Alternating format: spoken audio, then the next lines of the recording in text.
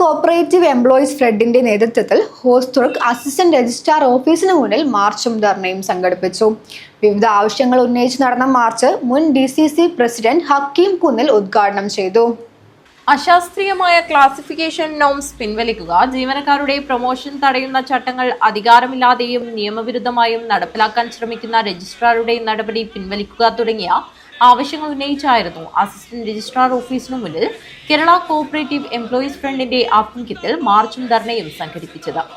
കേരള പ്രദേശ് കോൺഗ്രസ് കമ്മിറ്റിയുടെ general secretary Hakeem കുന്നിൽ ഉദ്ഘാടനം ചെയ്തു.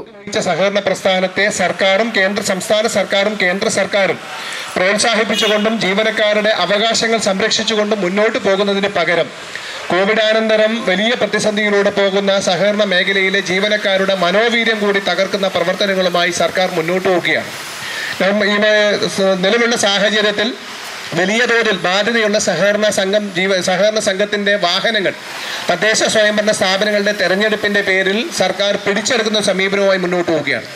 കാസർഗോഡ് ജില്ലയിലെ പല സഹകരണ സംഘങ്ങളും കാർഷിക വികസന ബാങ്കുകളിൽ ഓരോ വണ്ടി വീതം തെരഞ്ഞെടുപ്പുമായി ബന്ധപ്പെട്ട ആവശ്യങ്ങൾക്ക് വിട്ടുകൊടുത്ത സാഹചര്യമാണ് നിലവിലുള്ളത്.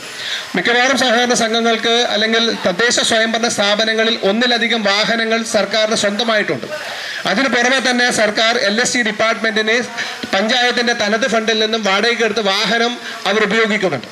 സംസ്ഥാനത്തെ എല്ലാ പഞ്ചായത്തുകളിലും 1-2 വാഹനങ്ങൾ തദ്ദേശ സ്വയംഭരണ സ്ഥാപനങ്ങൾക്ക് സ്വന്തമായി ഉണ്ട് എന്നിരിക്കെ തന്നെ ബ്ലോക്ക് പഞ്ചായത്തും ജില്ലാ പഞ്ചായത്തിന്റെയും സാഹചര്യം ഞാനിവിടെ സൂചിപ്പിക്കുന്നില്ല. ഹോസ്ദുർഗ് താലൂക്ക് പ്രസിഡന്റ് KP ജയദേവൻ അധ്യക്ഷത വഹിച്ചു.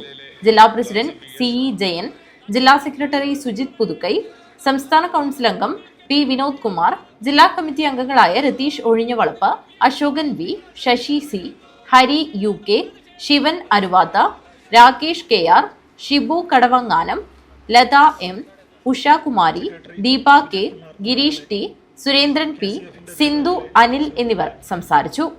Taluk general secretary K Sukumaran സ്വാഗതവും താലൂക്ക് ട്രഷറർ രാജേഷ് NR നന്ദിയും പറഞ്ഞു. News bureau, Kanhangad.